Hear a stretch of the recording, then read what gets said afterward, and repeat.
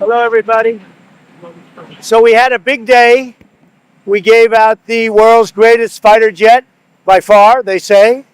I think in terms of every criteria known to man, it's the best. Now, that doesn't mean in 5 years it'll be good. It'll be totally obsolete in 5 years, I guess. But that's the way it works. But there's never been a plane designed or made like this, and we'll have them within about a 2-year period. They're going to start manufacturing very soon, so we're honored by that.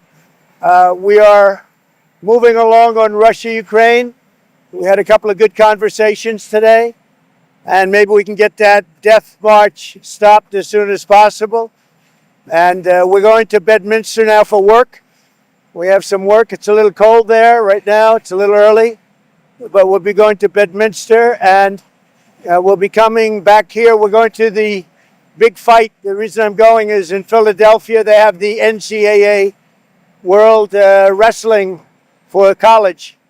And I've always supported the wrestlers, so I want to support them. These are the great college wrestlers from the various schools. I think Penn State is leading, and Nebraska's in second place right now, and a lot of good things. So we're going to be going there on Saturday night, and then probably down to either here or Southern White House. So we're going to have a little fun. But it was a great honor to give out that plane. The technology is unbelievable. There's never been anything like it. It puts us 10 years ahead of any other country in terms of the fighter jets. Thank you very much. We'll see you later. Thank you. Mr. President, did you give Putin a deadline for the ceasefire? Not a deadline, but I think we'll have one. I think, they're going at it pretty heavy right now, as you probably saw, both of them. But I think we'll have it done fairly soon. President Trump, did you fill out a NCAA March Madness bracket? I didn't. I should have. Have there been upsets? A couple, right? You lay down. A little bit late. Did you talk with Higgs at the... I could give you one, but maybe backdated, right? You all concerned that anyone on those deportation flights just Saturday was not a gang member or did not belong in that prison? Are you concerned about Well, they checked them very carefully. That's some bad people on those flights. What the sanctions from Russia after Putin rejected your ceasefire offer? He didn't reject anything, and they do have sanctions. They have a lot of sanctions. They have just about more sanctions than anybody. It doesn't sound like this judge, who the DOJ is arguing with today about the deportation flights. He wants to know why the proclamation was signed in the dark, his words, and why people were rushed onto planes. Because we want to get criminals out of our country, number one, and I don't know when it was signed because I didn't sign it. Other people handled it. But Marco Rubio's done a great job, and he wanted them out, and we go along with that.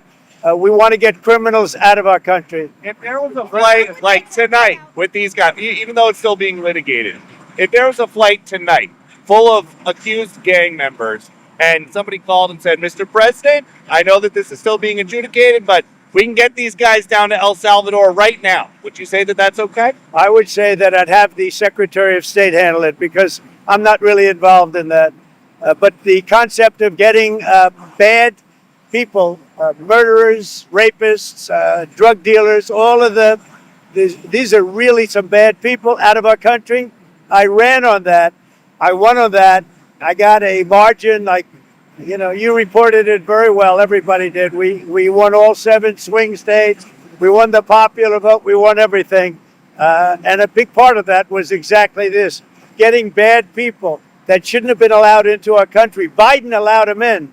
What they should be asking, this judge, this radical left judge, he should be saying, why did Biden allow these criminals in our country? That's what he should be doing. Thank you. I'll see you later.